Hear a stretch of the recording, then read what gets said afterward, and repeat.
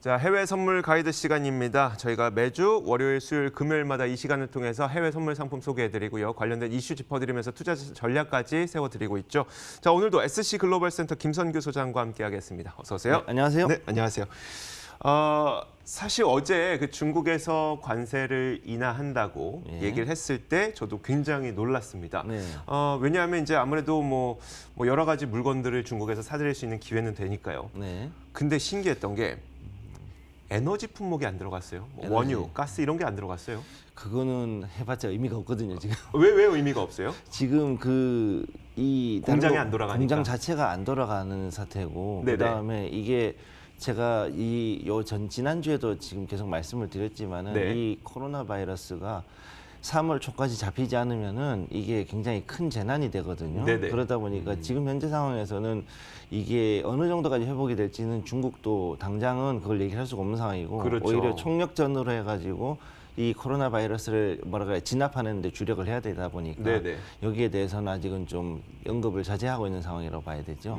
그러니까 뭐 네. 만약에 원유에 대한 관세를 낮춰준다고 하더라도 그걸 들여와서 쓸 수도 없고 네. 그러다 보니까 이건 약간 뒤로 밀어놓고 예. 일단 다른 것부터 그리고 우선 급한 중국 거부터 하죠. 급한 네. 것부터 네. 해보자라고 네. 하는 거겠죠. 어떤 내용들이 포함됐죠? 지금 현재 내용 보시면 관세율이 거의 한 절반 정도가 깎였다라고 뉴스에는 나와 있는데 네네. 그게 또 이게 품목마다 조금씩 다 다릅니다. 그래서 여기 보면 자동차 부품이나 이런 공산품 같은 것들 이제 뭐 그런 그다음에 이제 뭐 위스키 뭐 이런 것들 뭐 이런 거 쭉 있는데 네네. 근데 더 웃기는 건 뭐냐면 대두 같은 경우 2.5%밖에 안 내려졌어요 또. 원래 얼마였었죠? 30% 보복 관세였는데 30%에서 27.5%밖에 안 내렸어요. 딱 2.5% 줄였어요. 아, 그래요? 대두에 대해서도 그러면 네. 대두 투자하시는 분들께서도 그렇게 썩 희망적이진 않네요. 아 근데 재미있는 거는 네네. 그럼에도 불구하고 지금 4일 연속 상승세를 이어가고 있거든요. 그래요? 양봉을 만들면서 상승세를 가고 있기 때문에 이거는 그래도 좀 희망이 있다고 보이거든요. 그래요? 예. 2.5% 포인트. 참. 참 뭐라 그럴까 이게 웃기기는 하는데 그러니까요. 어쨌든 전체적으로 봤을 때 미국 공산품 쉽게 얘기해서 이제 그 자동차라든가 뭐 이런 다른 뭐라 그럴까 일단 미국산 공산품에 대해서는 확실하게 관세를 좀 줄여줬는데 네네. 농산물이라든가 이쪽에 대해서는 오히려 아직까지 쥐고 있거든요. 네네. 그러니까 이거는 지금 뭐냐면은 우선은 미국 상원에서 트럼프 대통령 탄핵이 완전 부결이 됐잖아요. 네네. 그거에 맞춰 가지고 이게 나온 걸로 봐가지고서는 아마 여기서도 이제 더 이상은 공세를 하기엔 의미가 없다라고 판단한 거죠. 탄핵에 대한 이슈도 사라졌으니 우리가 굳이 버틸 필요 없다. 중국 네. 입장에서. 그렇게 해서 굳이 뭐랄까 나중에 그러네요. 골치 아픈 일을 만들 필요가 없으니까 여기서 일단은 약간은 좀 숨 쉬는 기간을 좀 만들고 약간 자기들도 숨고르기를 또 해야 되고 네네. 그러니까 이 정도에서 이제 서로가 한 발짝씩 물러섰다고 봐야 되는 거죠. 알겠습니다. 네. 자, 그렇다면 이제 중국이 지난해 1단계 무역 합의를 앞두고 이제 수입한 대두 네. 있잖아요. 이제 현재 상황과 그 시세를 한번 살펴보도록 할게요. 일단은 세대두를 보시게 되면은 12월 무역 합의 있기 전에부터 해가지고 11월 대비했을 때 12월에 훨씬 더 많이 수입을 했어요. 네, 네. 그래서 260만 톤 했다가 310만 톤까지 올렸는데 아마 올 1월 달은 지금 어떻게 될지는 모르겠는데 네.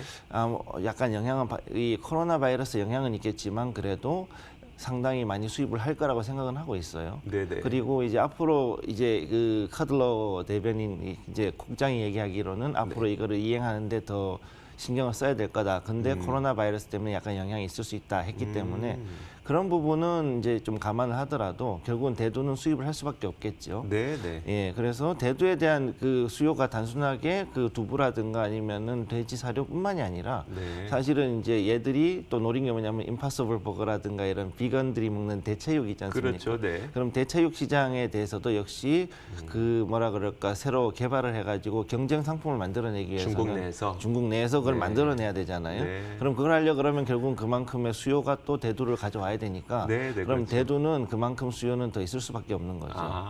예. 그런 측면에서 대두에 대해서는 네. 괜찮은 것 같다라는 얘기네요. 그렇죠. 여기 이제 보시게 되면 이게 시카고 CBOT가 시카고 선물거래소 쪽에서 네. 나온 건데 옥수수하고 이제 대두를 비교를 해봤을 때 자료거든요. 네. 색깔이 좀 비슷비슷해서 좀 헷갈리긴 하는데 위에 이제 좀 위에 있는 네. 게 옥수수고 밑에 있는 게 이제 대두란 말이에요. 위에 있는 약간 진한 선이 옥수수, 그리고 네. 아래에 있는 약간 옅은 선이 그게 대두. 이제 대두인데 네. 지금 그 11월부터 해가지고 1월까지 봤을 때 그 옥수수는 거의 3불 50에서 4불대의 부시알당 그 정도 가격대를 거의 유지를 하고 있었고 거기에서 큰 변동이 없었던 반면에 네네. 지금 이 대두 같은 경우는 특히 보시게 되면은 1월 14일에 코로나 바이러스 발병 기점으로 해가지고서는 갑자기 확 떨어진 걸 볼 수 있을 겁니다. 그러네요. 예, 그래서 요게 이제 했다가 지금 이제 다시 반등이 들어오고 있는데 실제로도 지금 상태에서도 그 오늘 새벽 시세를 보면은 4일째 연속 이제 반등 들어온 걸 볼 수 있어요. 네네. 그럼 이걸로 봤을 때는 앞으로 이제 다음 주 2월 10일 즉 이제 공식적으로 춘절 그 뭐라 그럴까 연장한 기간이 끝난 시점부터는 네. 분명히 이제 올라갈 수 있을 거라고 저는 보고 있거든요. 네, 그럼 네. 이제 여기서부터 일단 완만하게라도 일단 상승을 할 거라고 보고 있습니다. 예, 그래서 요거는 큰 문제가 없을 거라고 보고 있는데 네네.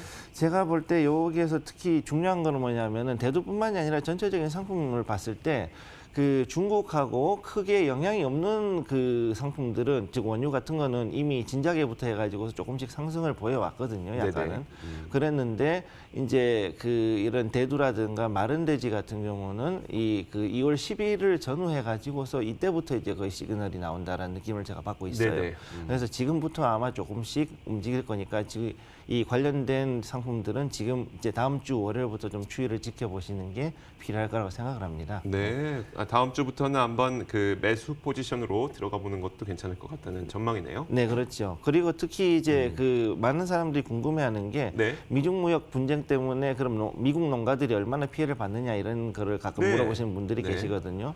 근데 지금 최근 그 자료에 따르면은 현재 그 미국 농가가 600가구 이상이 이제 챕터 12 그래가지고서 이제 그 파산 농가 파산 신청 전용 그 법규가 있어요. 네네. 그 농가 파산을 600가구 이상이 지금 신청을 했는데 역대 최대예요, 이게 지금. 아, 네. 2011년 이래로 역대 최대로 지금 신청을 해놨는데 근데 이 챕터 12가 내용이 뭐냐면 단순하게 자산 압류나 뭐 이런 게 아니고 네네. 이제 쉽게 얘기해서 자산은 그대로 유지를 해놓고 농사를 지어가지고 거기에서 수익 나는 게 있으면은 장기 분할로 해서 상환하도록 하는 그런 뭐라 그럴까 법정 관리 비슷한 그런 개념으로 가는 거거든요. 네네. 그러니까는 갑작스러운 뭐 농가 몰락 이런 거는 일어나진 않을 걸로 보입니다. 네, 알겠습니다. 네. 그런데 이제 이 시간을 통해서 자주 얘기해 주셨던 마른 돼지, 린호그의 경우에는 대두와 좀 상반된 움직임을 보이고 있다면서요? 네, 이게 오늘 새벽에 이제 크게 반등이 들어와서 그나마 좀 다행이긴 네네. 한데요. 그 전까지는 해가지고선 계속 가격이 떨어졌어요. 그러네요. 떨어지고 네. 바닥을 다지고 있고 거기서 잘 올라가지를 못하고 있었는데 오늘 새벽 들어와서 이제 지금 저 상당히 반등을 이제 할 준비를 했고 아마 오늘 밤 그러니까는 그 미국 시간으로는 금요일 저녁 마지막 그 거래 때 보면은 네네. 그때 아마 한 번 정도 상승이 더 있을 걸로 저는 예상을 하고 있어요. 네네. 만약 그렇게 된다 그러면은 지금부터는 이제 마른 돼지는 다음 주부터 들어가시면 되거든요. 아, 네. 예, 그래서 요것 때문에 이 1월 서명으로 인해 가지고서 어느 정도 이제 가격이 아주 약간은 회복이 되고 있는데, 근데 지금 현재 제일 큰 문제는 이 아프리카 돼지 열병이라는 거죠. 네네. 그거에 대해서 지난번에도 말씀드렸듯이 전체적인 그 돼지 숫자가 회복되는 게 올 네. 10월 정도까지는 걸리고 네. 또 미국에서 지금 그 백신을 개발했음에도 불구하고 네.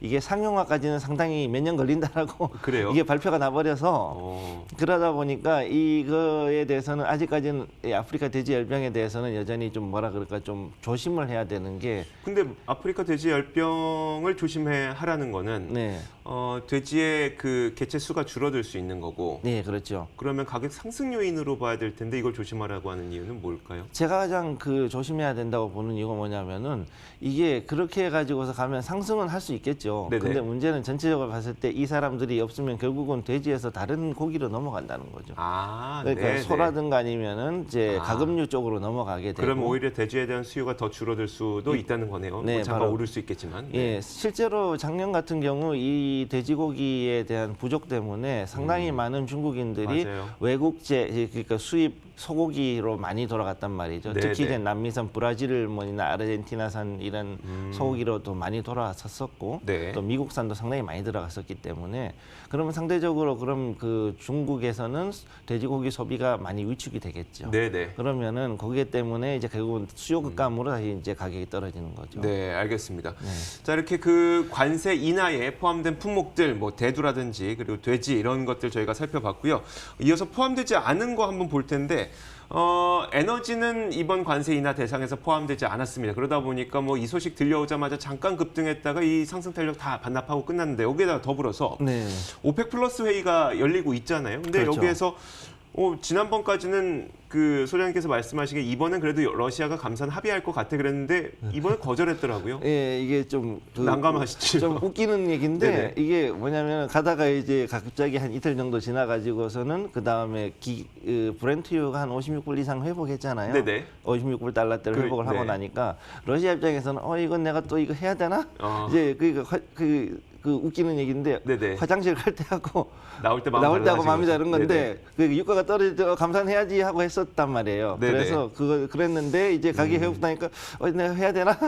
이제 갑자기 그 생각이 다시 드는 거죠. 그렇죠. 네. 그런 거라고 보셔야 되는데 네. 제일 큰 문제는 뭐냐면은 이 사우디나 이쪽에 오펙 쪽에서는 뭐라고 얘기를 했냐면은 감산 기간 연장 네. 플러스 추가 감산. 네. 50만에서 100만 배럴 정도 더 감산을 합시다라고 네네. 얘기를 했는데 러시아 입장에서는 감산 기간 연장은 내가 합의를 하겠는데 네. 추가 감산은 못할 것 같아. 그렇게 이제 지금 그 부분에서 부딪히는 거예요. 네네. 그러니까 추가 감산량 물량에 대해서 우리는 그건 합의할 수 없다라고 얘기를 하는 거죠.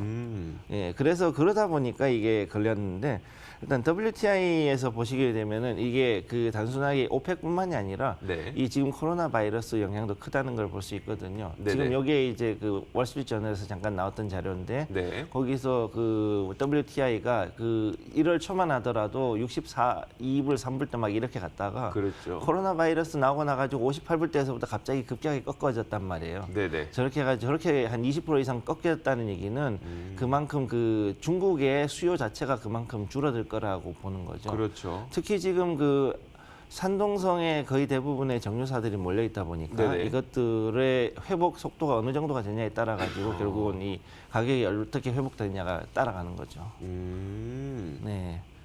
자, 그러다 보니까 이제 원유의 경우에는 더욱더 매수로 진입하기가 굉장히 어려운 상태가 된 것 같은데 투자 전략은 좀 어떻게 보세요? 지금 일단 말씀드렸듯이 우선은 코로나 바이러스가 어느 정도로까지 이제 진압이 되는 정말 진정이 되느냐 그거 하고 그 다음에 유가 같은 경우는 오펙이 이제 여기 기술 회의하고 그 다음에 3월에 있을 또 다른 회의 네, 이 두 개에서 정례회의. 과연 정례회의에서 과연 어느 정도로까지 감산을 합의할 것이냐 이게 네네. 가장 큰 변수가 될 거라고 보고 있습니다. 그래서 지금 현재 상태에서는 비록 이제 50불대는 유지를 하고 위로 올라왔지만은 네네. 지금 이렇게 지금 옆으로 약간 횡보할 걸로 보이거든요. WTI라든가 브렌트유로 봤을 때는 분명히 횡보를 조금 할 걸로 보이기 때문에 네네. 현 상태에서는 조금 보셨다가 예, 양봉이 2개 정도 나오는 시점, 그러니까 최소한 한 1불 정도, 여기서 1불 정도, 즉 52불대, WTI는 52불대, 네네. 그다음에 브렌트유가 57불대까지는 건드리는 걸 좀 보고서 진입을 하시는 게 좋을 것 같습니다. 알겠습니다. 그 일정 한 가지만 확인하고 마무리 지을게요. 네. 그 오펙 플러스 회의는 지금 끝난 건가요?